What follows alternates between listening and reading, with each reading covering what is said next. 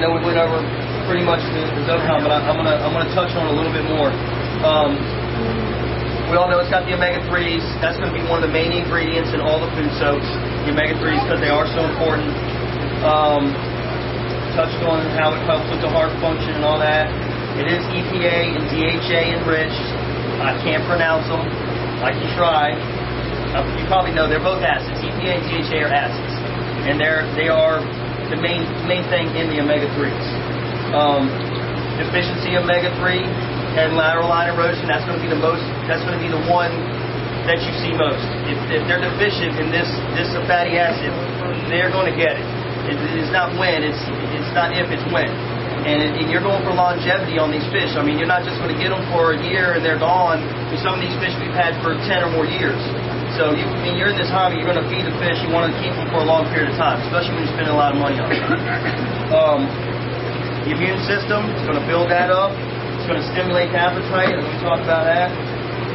Now, it's not only good for the fish, it's going to do the inverts too. So the invertebrates that eat it, it's going to help them to molt and everything else, like we talked about that. I think that's pretty much all on the zocon. Mainly your omegas and your lipids. That's going to be the main thing on that. Pretty much got this guy ready. And I can't make them suffer. I mean, you need to give it 10 minutes is pretty good. If you got the dry seaweed, and you do the mixture and you let it soak it up so it's not soupy, it's pretty much in there. And as fast as the fish eat it, it doesn't have a chance to sit in the water column and dissipate back into the water. I mean, these guys are gonna, yeah. It doesn't have a chance. I mean, if your fish eat like this, you can soak it just long enough to absorb it, and you're good. I know. Teasing your fish, Jeff. So I mean, it'll be gone before it hits the bottom. Like you see, the flounder even likes it. If you trick them, I'll make a little ball of it, and I'll trick them. It'll think it's a piece of meat. Here it goes. All right, the longer you soak it, obviously, the more it's going to really absorb in there. But at least 5-10 minutes. If you mix it like that, if you mix it soupy, it's not going to absorb it all. It's just going, it's still going to be dissipated in the free flow liquid that's still in there. We want to do that, and they'll just eat. So this is why I set up here. These guys, they're one of the best ones. Just about got this thawed out.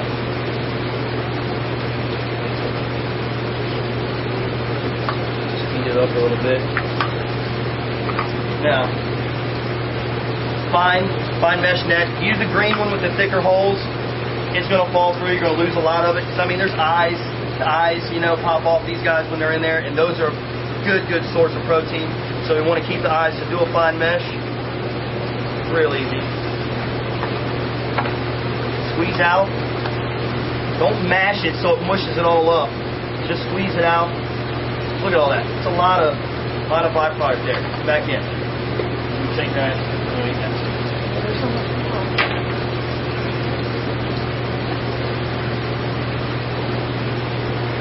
Let that fall. But you can see that water.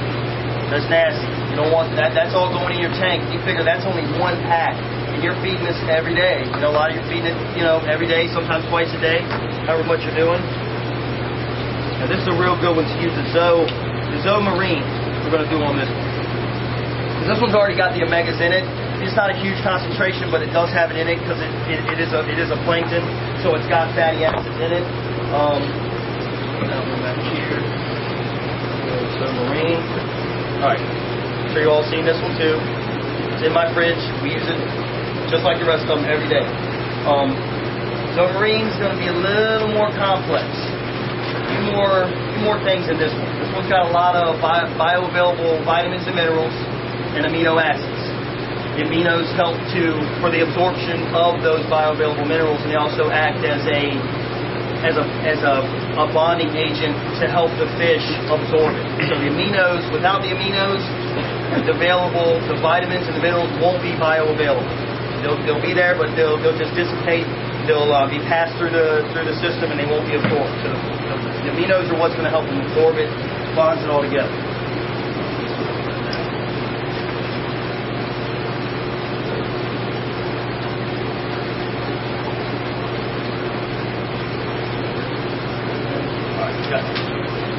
Alright, vitamin A. A lot of vitamin A in here. Vitamin A is actually a nutrient. and it's a family of fat-soluble vitamins bound together by the amino acids. Most of all, retinol and beta-carotene. Everyone knows beta-carotene. Good for us. And you'll find a lot of these we take as dietary supplements because our bodies don't produce them. The fish don't produce them either. They have to eat them.